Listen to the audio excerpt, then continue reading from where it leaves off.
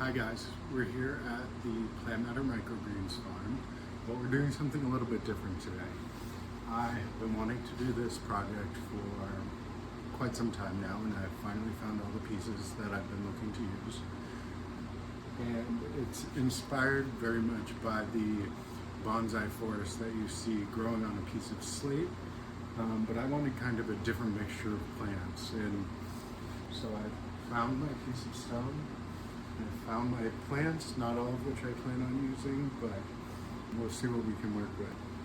So for plants, I have chosen a mixture of different hardy and non-hardy plants. This plant is called Green Baby Tears. I chose it for its low growth habit and its spreading habit, and it just kind of gives that nice, almost mossy-like texture to the arrangement. This plant I have chosen called Crane's Bill, and I thought it would look really nice growing up out of the mosses and the Green Baby Tears, and it has this really dainty little pink flower that is quite beautiful on its own. I also found this, I believe it's a false holly, also called Nosmanthus. I know that Tony Abbott down in North Carolina really enjoys this plant, and it is quite beautiful foliage, and it's variegated. This plant here is actually not a moss, I believe. This is Selaginella, also called a winter fern. I've never quite had that much success growing Selaginella, but here at the farm, humidity is a little higher than it would be at my house.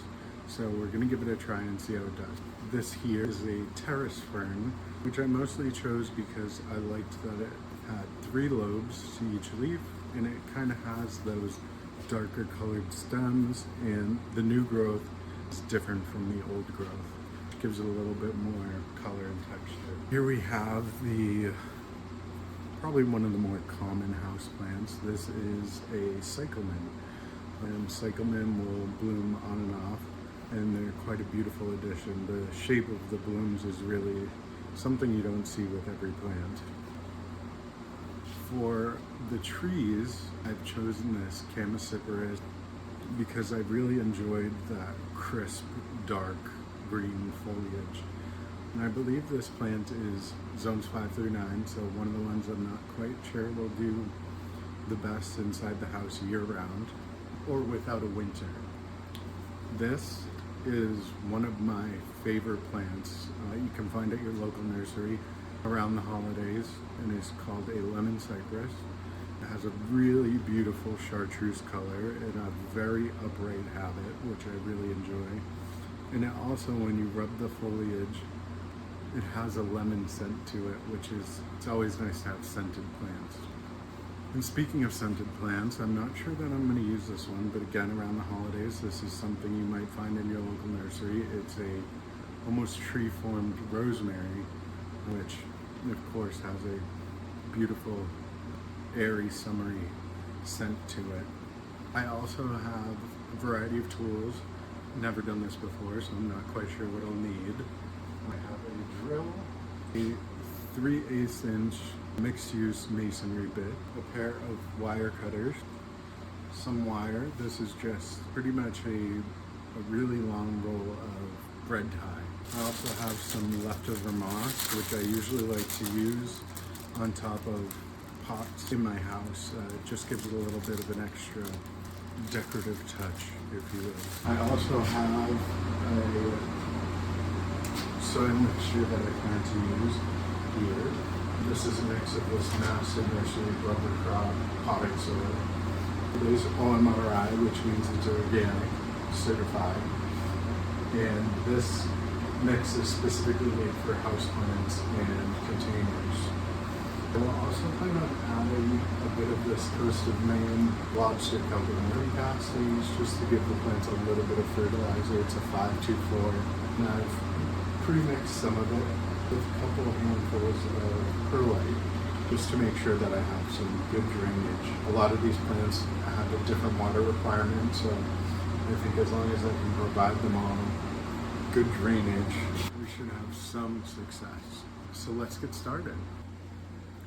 I always think one of the best things to start with when you're doing any kind of arrangement of plants is to give yourself an idea of what you'd like it to look like by laying out the plants. So we're going to get started laying out our plants.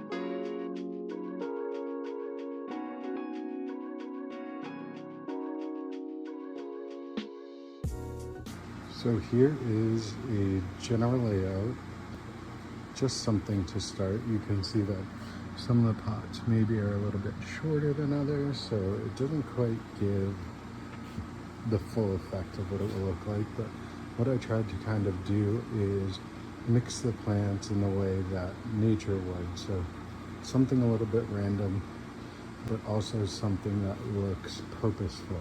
And the goal of this is to have a back so that this cyclamen will actually be in the back of the forest. And this is just a general idea of what I'm looking to do. It's not necessarily what the end result is going to bring. So off camera, I did go ahead and do kind of a different layout, just more if I wanted to use this as a centerpiece for a table, which is kind of what I imagined in the first place. And this seems a little bit more simplified. I didn't end up using the rosemary or the lemon cypress, but I'll use those on a future project.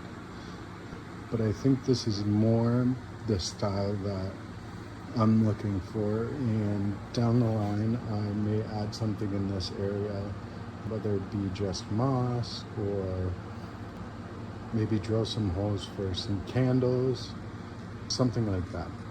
But we'll see. So what I'm going to do is mark some holes where these Chamaecyparis will go so that we can attach those down to the stone and kind of just give it some more support and maybe a little bit of drainage as well.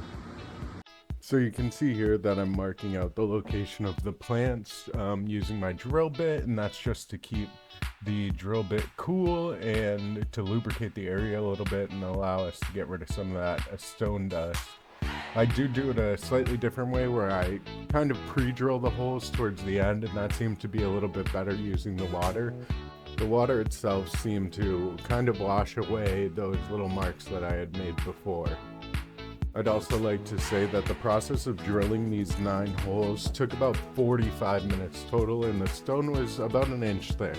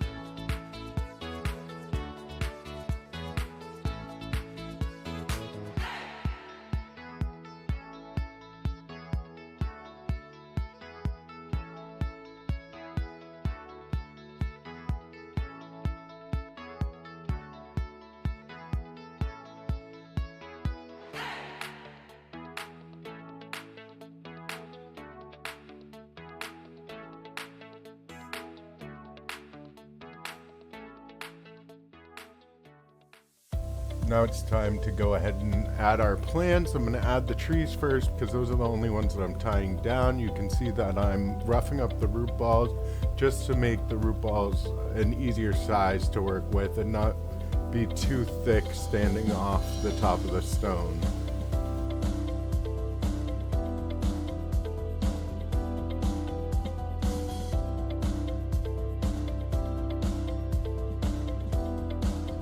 So here I'm going to cut my wire and start attaching the trees through the top of the stone in almost a crosshairs pattern, and that's to make sure that my tree's being held up straight and it's tied down securely.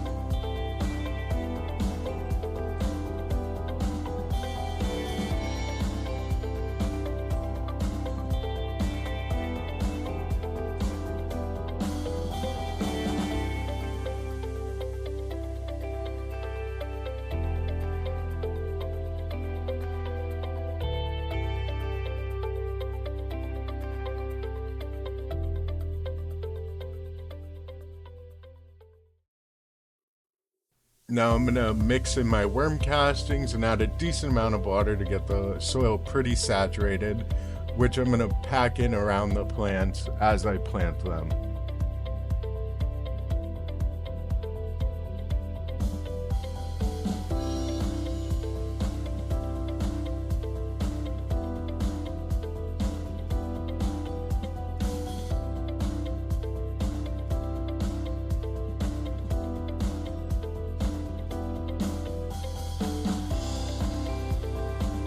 I was a little more careful with the green baby tears, where I almost split the root ball up the middle and splayed out the two sides so that I disturbed the roots slightly less than trying to remove the soil from them.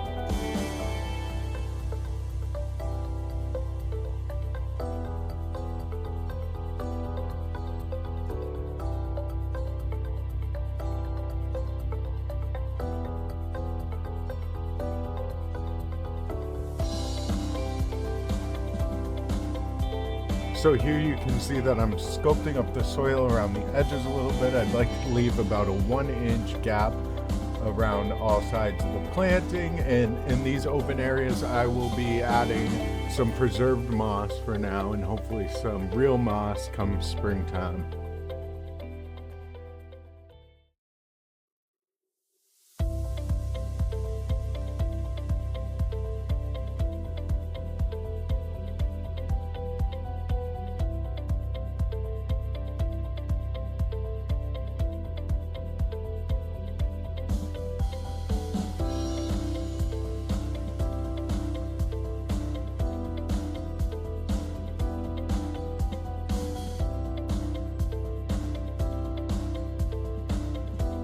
So here I'm just using a somewhat stiff bristled cleaning brush to remove the excess soil from around the edges, just to clean it up a little bit.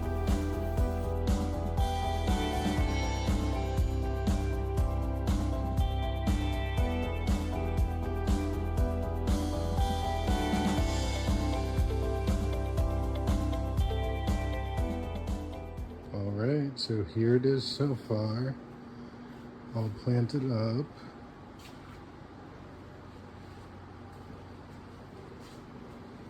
A little bit dark in here. You kind of get the idea. You can see I left some open space for some moss and some stone. All of our different plants here.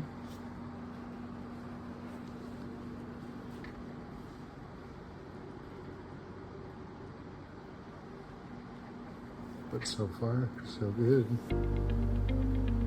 So here's the completed centerpiece. This is about a week after I planted it, and I've added the moss just to clean up the edges a bit. If you liked the video, please like and subscribe. Thanks for watching.